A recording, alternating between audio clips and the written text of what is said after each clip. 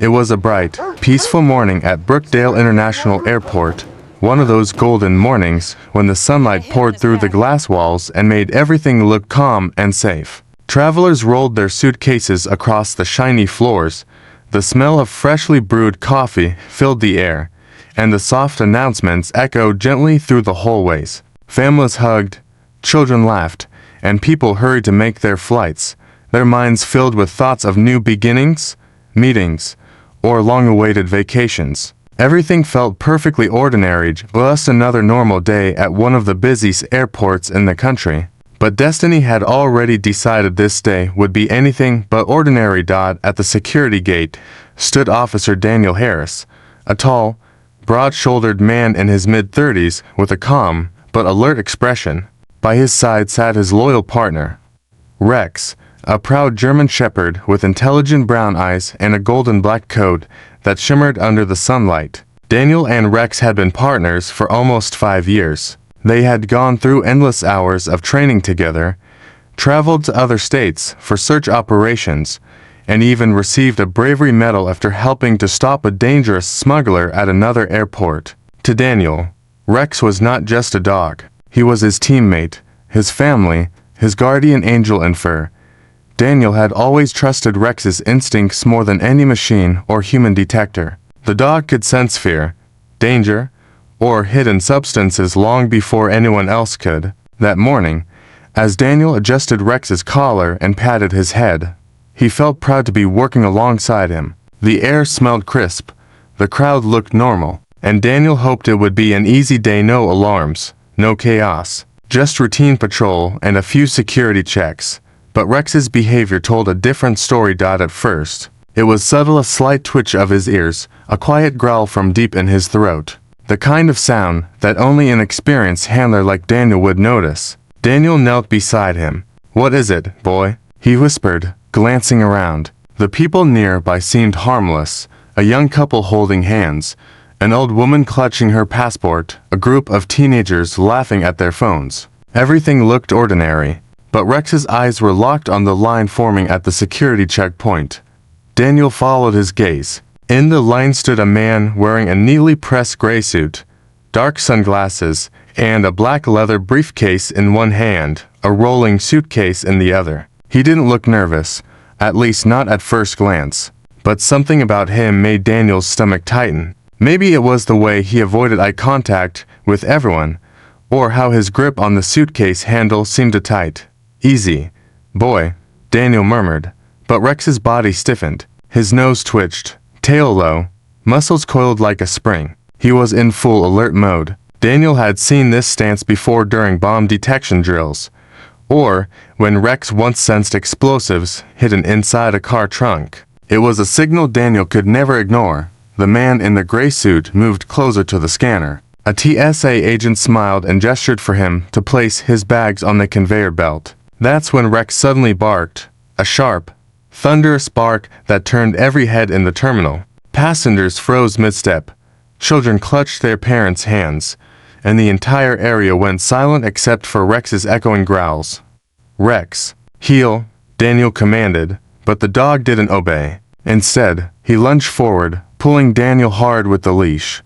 Before anyone could react, Rex clamped his teeth into the corner of the man's suitcase and refused to let go.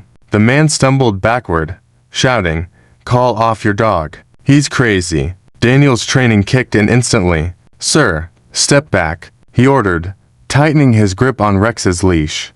But the dog's instincts were stronger than any command. He bit harder, shaking the suitcase, his growls low and desperate. The entire checkpoint descended into confusion. Alarms beeped as trays of phones and keys crashed to the floor. Passengers backed away, whispering and filming on their phones. "What's happening?" someone cried. "Is it a bomb?" Daniel's heart pounded. He trusted Rex completely, but the scene looked chaotic. The man in the gray suit kept yelling that it was a mistake, that his luggage was harmless, that the dog was attacking for no reason.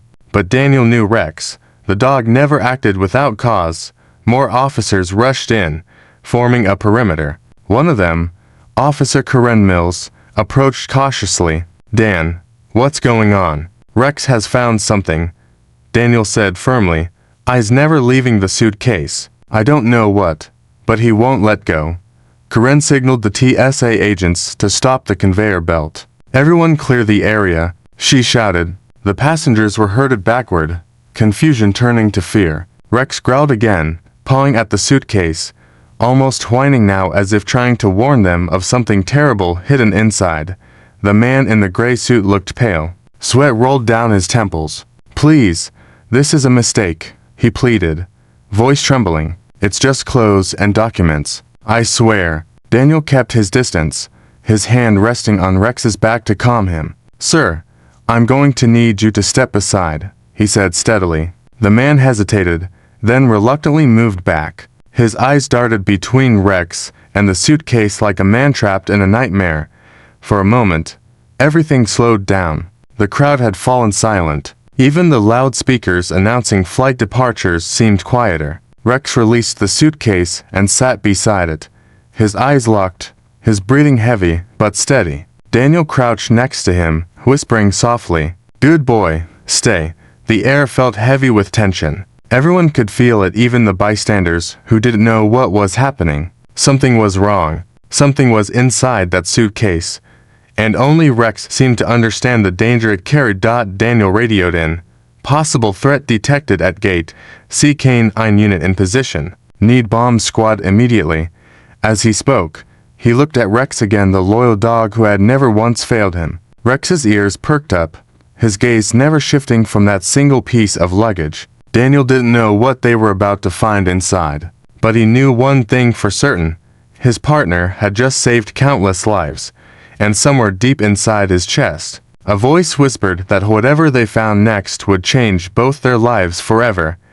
The moment Rex refused to release the suitcase, chaos broke loose in what only seconds earlier had been a peaceful airport terminal. The echo of his growl tore through the air, startling everyone around. People screamed, others ducked. Some simply froze where they stood. The clattering sound of rolling luggage stopped all at once as passengers looked on in disbelief at the German shepherd, who had just sunk his sharp teeth into the corner of a man's suitcase. Officer Daniel Harris felt his pulse pounding in his neck as he fought to control Rex's leash, but the dog's strength and determination were unrelenting. He wasn't just reacting, he was certain. Something inside that bag had triggered the instincts of one of the most disciplined K9 South in the country. The man in the gray suit was shaking visibly now, his hand trembling as he pointed toward the dog.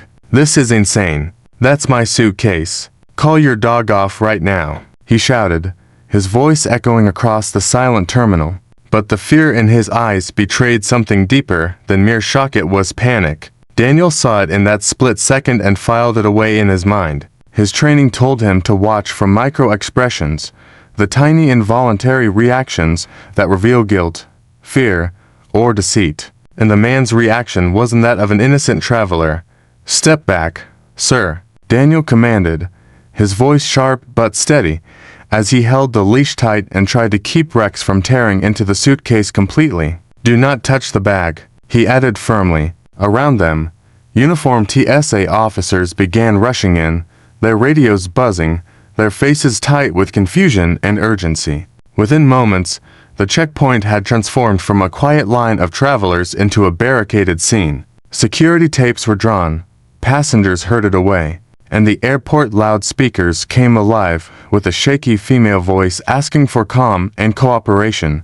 The man tried to defend himself, his voice cracking under the pressure. You don't understand. It's nothing dangerous. It's just personal stuff. I have a flight to catch. Please, you're making a huge mistake. But Daniel had heard every kind of excuse before. Over the years, he had seen how guilt sounded, how it slipped into people's words, not through what they said, but how they said it. And this man's tone had that same desperate edge, the one that said he was hiding something.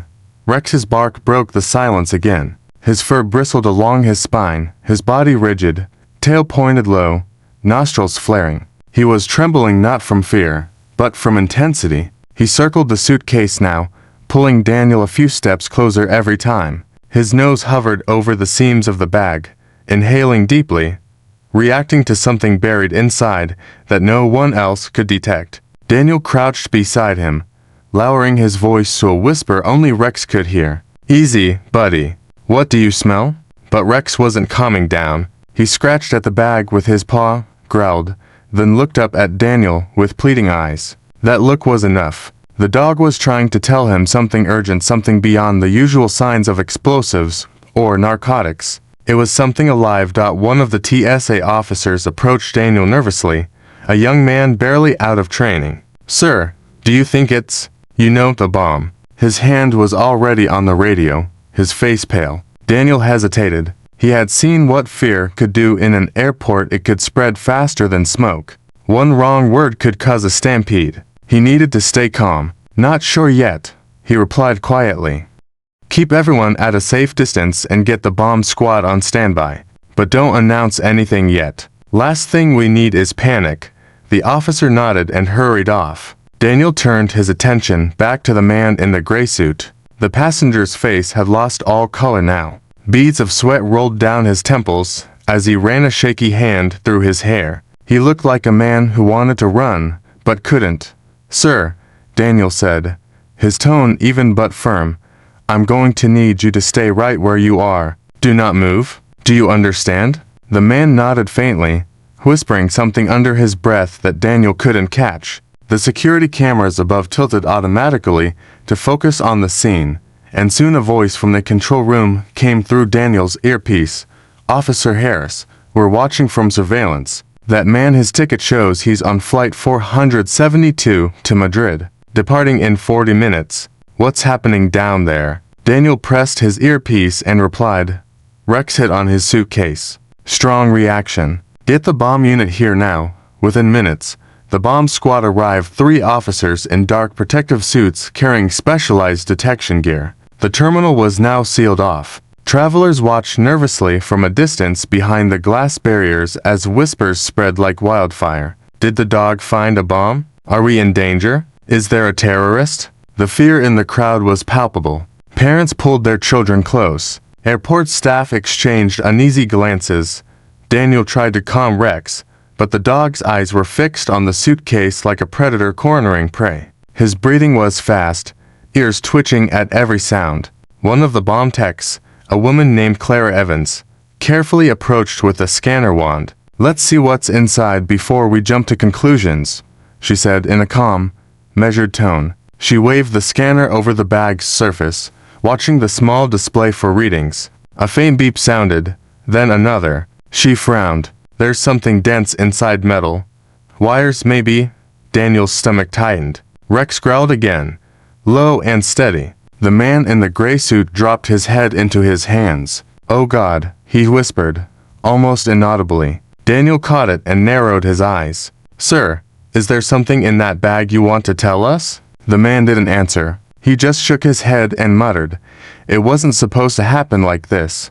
The sound of those words hung in the air like smoke. It wasn't supposed to happen like this. Daniel's instinct screamed that whatever was inside that suitcase wasn't just illegal, it was human. Something about the man's voice, the guilt laced in every syllable, told him this wasn't about explosives or drugs. It was something personal, tragic, and desperate. The bomb squad positioned their equipment, setting up a small containment zone. Clara gave Daniel a nod, the kind that said, "We're going to find out soon." He took a deep breath, glanced down at Rex, and gave the command, "Stay." Rex lowered himself to the ground, muscles still taut, eyes locked on the suitcase as if guarding it from the world. The terminal that had once been filled with laughter and the sound of rolling suitcases now stood still. The air itself seemed to hold its breath. Daniel could hear his own heartbeat echoing in his ears as the first specialist gently lifted the suitcase onto the scanning table. Something inside shifted just slightly, but enough for Daniel to notice. A sound so faint most people would have missed it, a soft thump, followed by something that almost sounded like a whimper. Daniel's blood ran cold. Rex's ears perked instantly, and he let out a short, urgent bark. The man in the gray suit turned away, covering his face with his hands. In that single heartbeat, Daniel knew this wasn't about bombs or drugs. There was something alive inside that bag, and whatever it was, Rex had just saved its life. The entire terminal felt frozen in time as the bomb squad began their procedure. The crowd had been moved back behind a barrier of temporary fencing, and officers stood shoulder to shoulder forming a human wall around the suspicious suitcase. The fluorescent lights above flickered slightly, casting pale reflections on the tiled floor. Even the air conditioning hum seemed quieter now, as if the building itself was holding its breath. Officer Daniel Harris stood just a few feet away. His partner Rex crouched obediently beside him, eyes still locked on the suitcase as though guarding a secret that only he could sense. The man in the gray suit sat on the floor now, back against a pillar, his face buried in his trembling hands. His breathing was uneven, his forehead glistening with sweat despite the cold air that swept through the terminal. Daniel's instincts told him this wasn't over, that something inside that bag was about to change everything. The lead technician, Claire Evans, motioned for her team to stand clear as she carefully placed a small fiber-optic camera through a tiny opening in the suitcase seam. Her movements were slow and deliberate. Every motion felt like a performance rehearsed hundreds of times before, yet the tension in her shoulders betrayed the gravity of the moment. The live feed appeared on her hand-held screen, a blurry interior image of folded cloth, metal edges, and something that looked like a soft bundle. She frowned and adjusted the focus. "It's strange," she murmured. "Doesn't look like explosive wiring, but there's something wrapped in fabric." Daniel stepped closer. "Can you zoom in?" he asked, trying to keep his voice even though he could feel his heart pounding like a drum.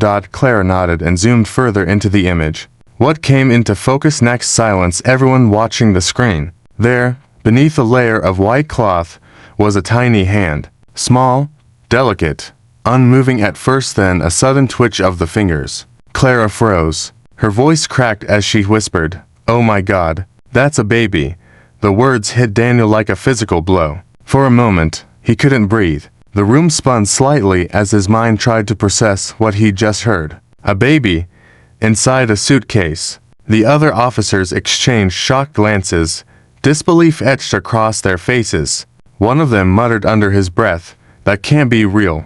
But Clara's trembling hand pointed at the monitor again, where the tiny hand now moved weakly, a faint shadow of life inside that confined darkness. Daniel didn't wait for orders. He rushed toward the suitcase, dropping to one knee beside the table where it had been placed. "We need to open it now," he said, voice firm, eyes locked on the trembling image on the screen. "Forget protocol. That's a living child." Clara hesitated, torn between procedure and instinct. "If it's a trap," she began, but Daniel cut her off sharply. "Then I'll take the risk," without waiting for permission. He grabbed a multi-tool from one of the nearby officers and began cutting through the zipper seam, while Clara guided him where to avoid pressure points. The sound of the tearing fabric echoed in the silent terminal. Rex barked once, as if urging him on. As soon as Daniel peeled back the top layer, a faint, muffled cry filled the air. Everyone around him froze. The cry was fragile, but real, the unmistakable sound of a baby gasping for air after being confined too long. The moment the zipper came fully undone, Daniel gently pulled back the remaining layers of fabric and insulation. Inside, wrapped tightly in a faded pink blanket, was a newborn baby girl, her cheeks pale, lips trembling, her tiny chest rising and falling with weak breaths. For a long second, Daniel could only stare, unable to comprehend the sight before him. His eyes burned, and he swallowed hard before whispering softly, "It's okay, sweetheart. You're safe now." The silence that followed was almost sacred. Every officer, every onlooker behind the barrier, even the bomb squad stood motionless, hearts pounding in disbelief. The baby let out another soft cry, a sound so pure and desperate that several officers had to look away to keep their composure. Clara's voice broke through the quiet. "We need medical now. Get paramedics here immediately." A nearby officer radioed for emergency response as Daniel carefully lifted the baby from the suitcase, cradling her against his chest to keep her warm. He could feel the faint flutter of her heartbeat against his arm, a heartbeat that might have stopped if Rex hadn't reacted when he did. The man in the gray suit began sobbing uncontrollably, his voice shaking as he shouted, "Please don't hurt her. Please, She's my daughter." The words sent another wave of confusion through the officers. Daniel turned to him sharply, holding the baby protectively. "Your daughter?" he demanded. The man nodded frantically, his eyes red and desperate. "Yes. Yes, my daughter. Please, I wasn't trying to harm her. I was trying to save her." He tried to stand, but the security officers restrained him. His explanation poured out in broken fragments, his voice trembling as he cried. "Her mother died during childbirth. They were going to take her away from me. Her grandparents, they wanted to keep her in another country. I didn't know what else to do. I just wanted to take her home." Daniel listened, torn between shock and sympathy. The baby whimpered softly in his arms, her tiny hands curling around his finger as if clinging to life itself. He could feel her warmth, fragile but real, and his throat tightened as he thought about what could have happened if Rex hadn't been there. He looked down at his partner, who sat quietly now, tail still, watching the scene unfold with calm, intelligent eyes. "You saved her," Daniel whispered to the dog, barely audible. "You really saved her." The paramedics arrived moments later, rushing with oxygen masks and blankets. They examined the baby quickly, confirming that she was dehydrated but breathing on her own. "She's lucky," one medic said softly. "A few more minutes in there and she might not have made it." Those words hit Daniel harder than anything else. He handed the baby gently to the medic, his arms suddenly feeling light and empty. Around him, officers were talking. Reporters were already gathering outside the cordon area, and the man in the gray suit was being led away in handcuffs, still crying, still begging them to believe he meant no harm. Daniel watched silently, his mind replaying the moment Rex had lunged at the suitcase. To everyone else, it had looked like aggression, chaos, and confusion. But now he understood what Rex had truly sensed: the faint heartbeat, the warmth of life hidden behind layers of leather and fabric. It wasn't danger Rex had detected. It was a life crying out for help. As the paramedics carried the baby away and the terminal slowly returned to its uneasy rhythm, Daniel knelt beside Rex and gently rubbed his head. "You're more than just a dog," he said softly, a smile breaking through the tension. "You're a hero." Rex leaned into his hand, his eyes calm and steady, as if he understood every word. For the first time in hours, Daniel allowed himself to breathe. Around them, the airport buzzed again with voices and footsteps, but the world somehow felt quieter, different, because somewhere in that noise, amidst the chaos and fear, one dog's instincts had turned tragedy into a miracle. And though no one yet understood the full story behind that desperate father and the child he tried to protect, Daniel knew that what happened today would be remembered for years, not as an act of fear, but as a moment when one loyal dog proved that even in a world full of machines and scanners, nothing could replace the power of a living heart. The terminal was no longer just an airport. It had transformed into a scene of disbelief, compassion, and chaos all at once. Moments after the newborn was carried away by the paramedics, whispers rippled through the onlookers like wind through tall grass. Everyone had seen what had come out of that suitcase. Mothers held their children a little tighter, elderly travelers wept softly, and officers stood silent, trying to comprehend how something so innocent could be at the center of such a disturbing discovery. Officer Daniel Harris, who had been the calm anchor in the storm, now felt a deep ache in his chest that training manuals could never prepare him for. The baby's faint cries still echoed in his mind like an unanswered question. He stood watching the man in the gray suit, his suspect, now a broken shell of a father, being gently guided into a private room for interrogation. For Daniel, duty and empathy were clashing in a way that made his badge feel heavier than it ever had before. Inside the small, windowless room, the air was cold and tense. A single flickering fluorescent bulb hung overhead, and the faint buzz of the airport intercom could be heard beyond the door. The man sat across from Daniel, his hands shaking as he tried to sip from a paper cup of water he hadn't asked for. His eyes were red and swollen from crying, and his lips trembled each time he tried to speak. He looked less like a criminal and more like a man whose soul had been crushed by life. Daniel sat across from him, his expression unreadable, but his mind racing. He had seen hardened smugglers, dangerous traffickers, and ruthless thieves, but this man didn't fit into any of those molds. He looked like someone who had been pushed past his limits by desperation. Still, Daniel had to know the truth. Start from the beginning, Daniel said quietly, his voice carrying the weight of both command and understanding. What's your name, and why was there a baby in your suitcase? The man took a shaky breath, his fingers tightening around the cup as if it were the only thing anchoring him to reality. My name is Miguel Alvarez, he began in a low, cracking voice. I never wanted this to happen. You have to believe me. Daniel didn't answer, only nodded for him to continue. Miguel looked down, his words spilling out like water from a broken dam. I met my wife, Sophia, when I was working overseas. She was everything to me, kind, gentle, full of life. When she told me she was pregnant, it was the happiest moment of my life. But then she got sick complications, the doctor said. She didn't make it after giving birth, she died holding our baby. His voice broke completely, and he buried his face in his hands, shaking with grief that clearly hadn't healed. Daniel's throat tightened, but he remained silent. He had heard many stories of pain in his career, but few told with such raw honesty. Miguel continued between sobs.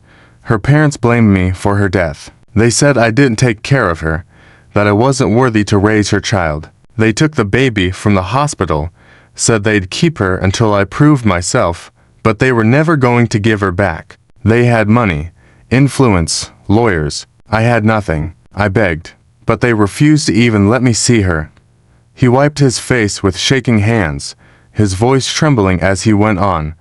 I tried to go through legal ways, but it would have taken years. My daughter would have grown up thinking her father abandoned her. I couldn't let that happen. So, I did something stupid. I bought a fake passport, got a flight, and used a friend's help to build a suitcase with ventilation holes inside. I just wanted to get her out of the country, to start somewhere new. I didn't mean to hurt her. I swear, I thought it would work. She was safe. She could breathe. I just needed to get us through security.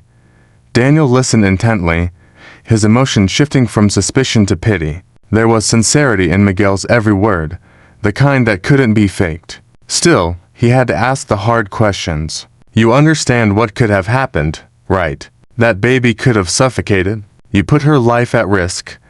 Miguel nodded helplessly, his face twisted with regret. I know, he whispered, tears rolling down his cheeks. I know I was wrong, but I was desperate. I didn't trust anyone. I thought if I explained, they'd take her away from me forever. I thought I was protecting her. I didn't think she'd be found. I didn't think anyone would even notice. Daniel leaned back in his chair, staring at the man whose love had turned into tragedy. The truth was no longer a mystery, it was a heartbreaking reminder that good intentions could still lead to terrible consequences. The silence between them stretched until the door opened and Clara stepped in, her expression soft but serious. She handed Daniel a report and spoke quietly. The baby's going to be fine. Dehydrated, exhausted, but stable. Doctors say she'd make a full recovery. Daniel exhaled a long breath of relief and glanced at Miguel, whose face crumpled again as he whispered a thank you that barely escaped his lips. But Clara wasn't done. There's more, she added. We ran a quick check. The story checks out. His wife passed away 2 months ago in Madrid, and her parents did file for emergency custody. The man's record is clean, no crimes, no violence, just unpaid debts and a failed business.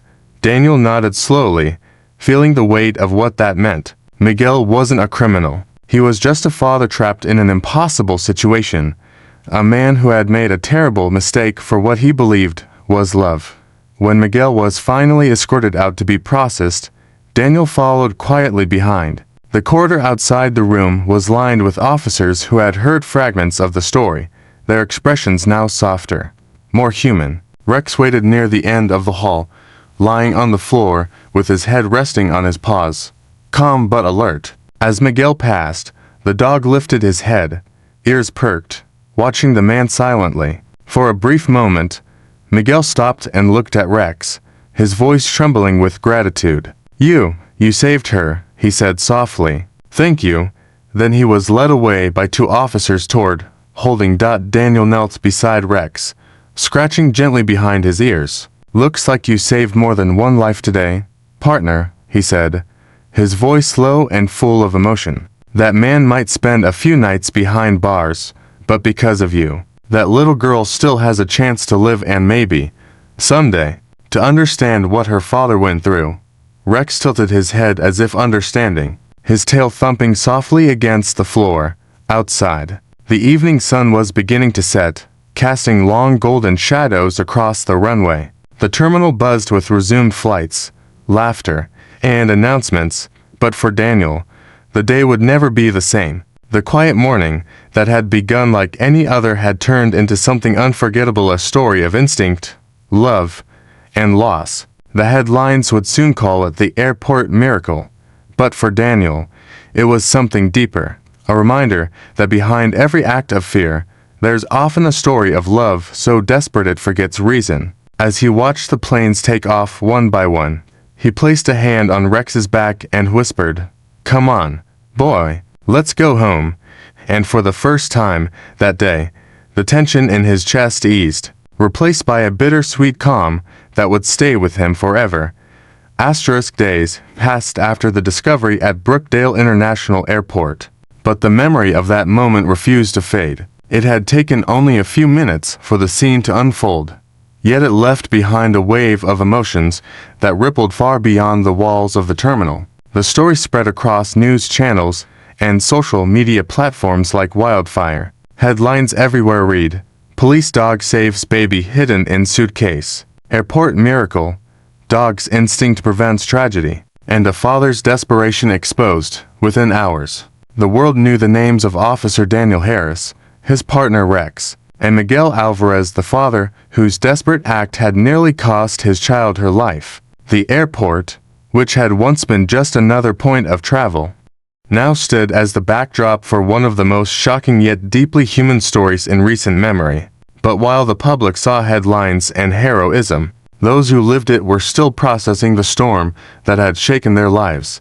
Miguel sat in a small county detention cell, staring blankly at the concrete wall as the reality of everything he had done settled in. He had barely eaten in 2 days. The rhythmic ticking of the wall clock was the only sound that kept him aware of time's slow crawl. Each tick felt like a reminder of his mistakes, the panic, the poor judgment, the risk he had taken, and the baby's cries that still haunted his dreams. He would close his eyes and hear them again, that faint, fragile sound that tore through his heart like glass. The image of Officer Harris lifting his daughter out of the suitcase replayed endlessly in his mind. That moment, once filled with terror, now carried a strange kind of relief, because even though everything had fallen apart, his little girl was alive. Somewhere out there, she was breathing, being cared for, safe from harm. It was the only thought that gave him the strength to keep going. Back at the airport, Daniel Harris tried to resume his normal duties, but nothing felt the same. Every time he passed through the checkpoint where it all happened, he could almost hear the echo of Rex's growl and the gasps of the crowd. It wasn't just another case. It was personal. In his years of service, Daniel had dealt with every type of danger imaginable: drugs, explosives, threats, but nothing had ever pierced him the way this one did. He found himself thinking about the baby, about the tiny fingers that had curled around his glove for just a few seconds before the paramedics took her away. He wondered if she would ever know what happened, or if she'd grow up hearing stories about the dog who saved her life. And he thought about Miguel, the man who had risked everything for love, crossing the blurry line between right and wrong, not out of greed or hatred, but desperation. It was hard to judge a man like that, even for someone whose life revolved around enforcing laws. Rex, however, had returned to his usual self. He was back to training, back to watching travelers with his sharp, intelligent eyes, always alert, always ready. Yet Daniel could sense a subtle change in him, to a deeper calm, as though the dog somehow understood the magnitude of what he had done. There was pride in the way Rex carried himself now, not arrogance, but quiet dignity. Every officer who passed them in the halls would stop to pat Rex's head or offer him a treat. Someone from the department even tied a small blue ribbon around his collar with the words "Hero of Brookdale" printed in gold. Rex didn't care for the attention. Of course, for him, it was just another day of doing what he was trained to do. But for Daniel, watching his partner receive the recognition he deserved filled him with a quiet, swelling pride. When the trial for Miguel finally came, the courtroom was filled to capacity. Reporters lined the benches, their cameras ready. The story had captured hearts everywhere, and the world seemed eager to see what would become of the man who had made such a desperate decision. Miguel stood before the judge in a plain suit, looking smaller, weaker, but strangely peaceful. He didn't deny anything. He confessed to everything: the smuggling attempt, the falsified documents, the dangerous plan. But when he spoke about why he did it, even the hardest hearts in the room softened. He told the story of his wife, his grief, the nights he sat by an empty crib unable to sleep, the helplessness that had consumed him until one terrible idea began to feel like his only chance. His words weren't rehearsed. They came from a place of pure emotion. The courtroom fell silent as he spoke, even the judge lowering her pen to listen fully. When it was time for Officer Daniel Harris to testify, he stepped forward with Rex at his side. The judge allowed the dog into the courtroom, and when Rex entered, a murmur of admiration swept through the audience. Daniel described the events exactly as they had happened: the alert, the reaction, the discovery, and the rescue. His voice remained steady until he reached the part where he found the baby. Then, for the first time in his professional career, his voice cracked slightly. "I've seen a lot in my years as an officer," he said quietly, looking at the judge. But that moment, it was different. "I've seen lives end in seconds, but that day, I saw life begin again." It wasn't crime that drove this man, it was fear and love colliding. And that's what makes it so hard to forget. The courtroom was silent. Even the prosecutor, who had entered the case with every intention of seeking a harsh sentence, found herself looking at Miguel with conflicted sympathy. When the judge finally delivered her verdict, she spoke with measured compassion. "Mr. Alvarez," she said, her tone firm yet kind, "your actions put a child's life in danger. That is something this court cannot ignore. But it is also clear that your actions came from a place of love, not malice. Therefore, this court will show mercy." The sentence was lenient: community service, counseling, and probation, with supervised custody of his daughter until child welfare authorities deemed him fit to raise her alone. The courtroom erupted in soft applause, tears glistening in the eyes of many who had come expecting a tragedy but left witnessing redemption instead. Outside the courthouse, reporters swarmed around Daniel and Rex, microphones flashing, questions flying. Daniel didn't say much. He simply smiled, looked down at Rex, and said, "He's the real hero." Cameras clicked as Rex wagged his tail gently, oblivious to the fame surrounding him. The story went viral again, and soon, people around the world began sending letters, toys, and even donations to help Miguel rebuild his life. Some wrote from countries thousands of miles away, saying the story had reminded them that love, even when it goes astray, can still be powerful enough to create miracles. Weeks later, Daniel visited Miguel at the small family shelter where he had been assigned for community work. The place was simple but peaceful, with painted murals of smiling children and a small playground in the yard.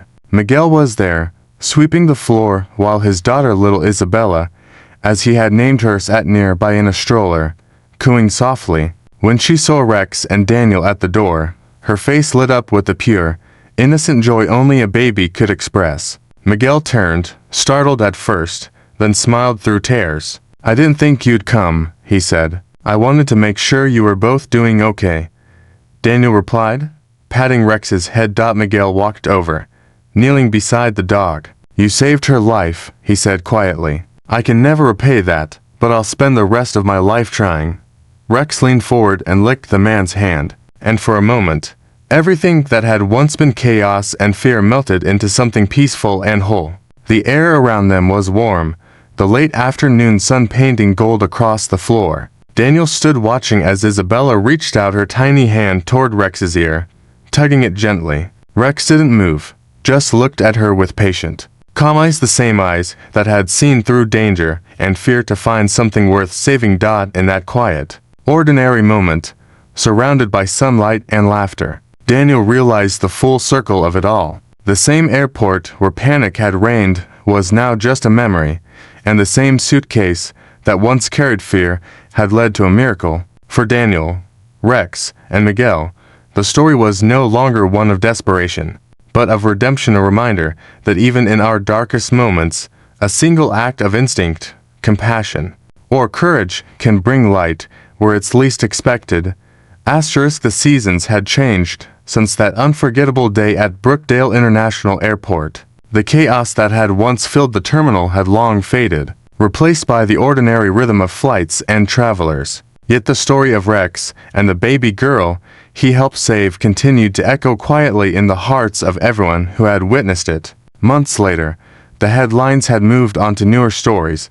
The reporters had packed up their cameras, and life had slowly returned to its steady pace. But for Officer Daniel Harris, some memories had a way of refusing to fade. The image of that tiny baby wrapped in a blanket, the faint sound of her first cry, and the look of gratitude in her father's eyes were imprinted deep within him. And Rex, his loyal partner, carried his own kind of quiet pride, unaware of how deeply he had touched so many lives. The bond between them had only grown stronger, built not just on duty, but on shared experience, on the kind of unspoken understanding that exists only between those who have faced something extraordinary together.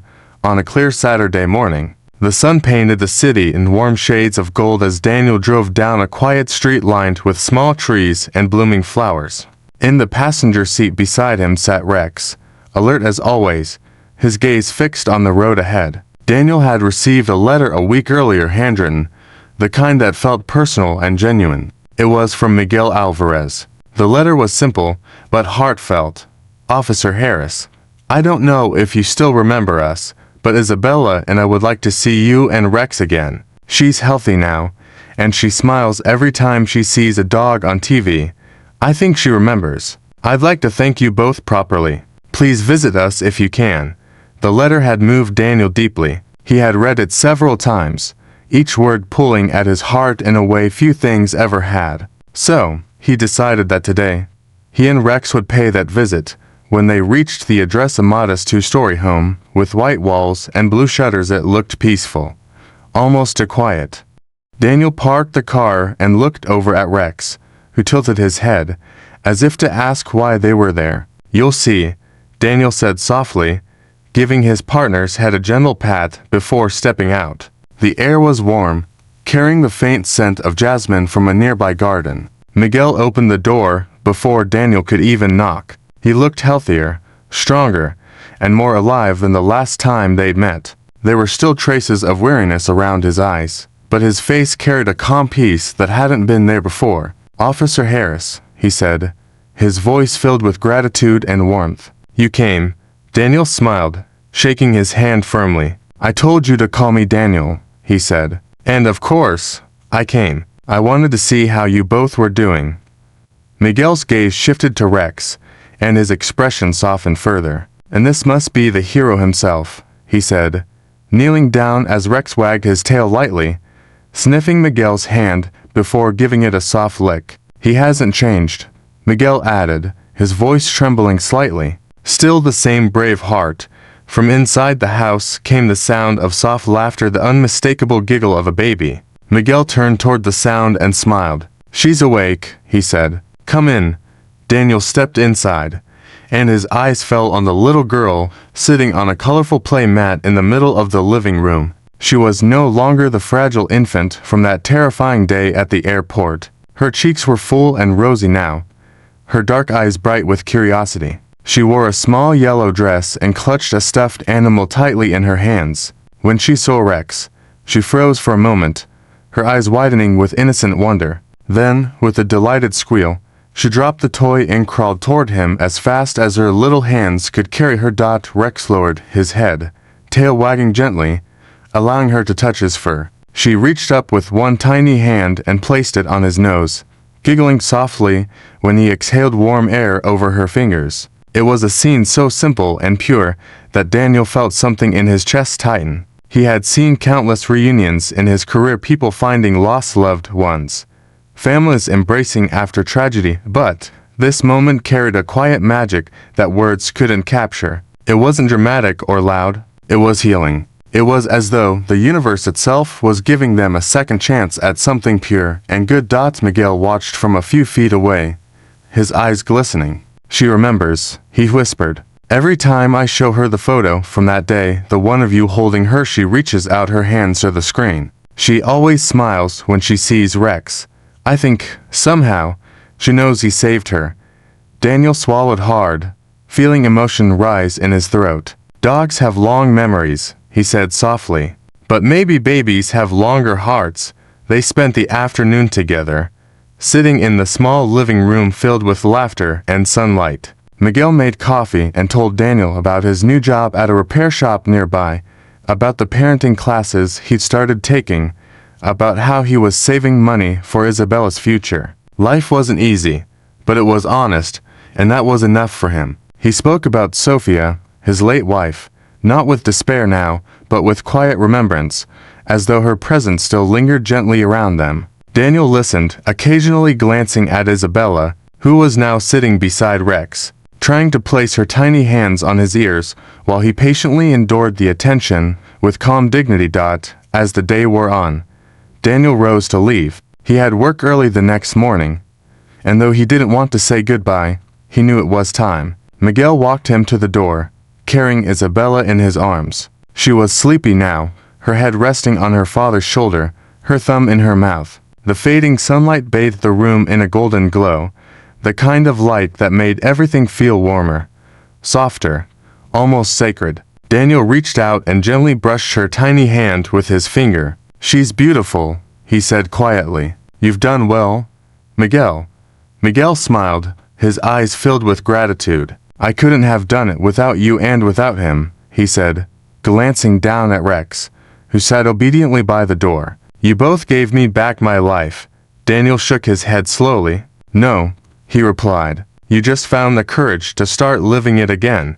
As Daniel stepped outside, the evening breeze carried the faint scent of blooming flowers and distant laughter from the neighbors' children playing down the street. Miguel stood at the doorway, holding Isabella, watching as Daniel and Rex walked back to the car. The baby stirred slightly and lifted her small hand, waving in their direction. Daniel turned, smiling, and waved back. Rex looked up at him, his eyes calm and steady, and Daniel whispered, You did good, partner. You did real good. They drove away slowly, the sunset reflecting in the rearview mirror like liquid gold. The world outside rolled by, families walking together, kids on bicycles, the glow of ordinary life that made the extraordinary moments stand out even more. For Daniel, this story would always be more than just a case. It was proof that sometimes heroes don't wear badges or uniforms. Sometimes they walk on four legs, guided not by orders, but by something deeper: instinct, compassion, and an unspoken understanding of what's truly right.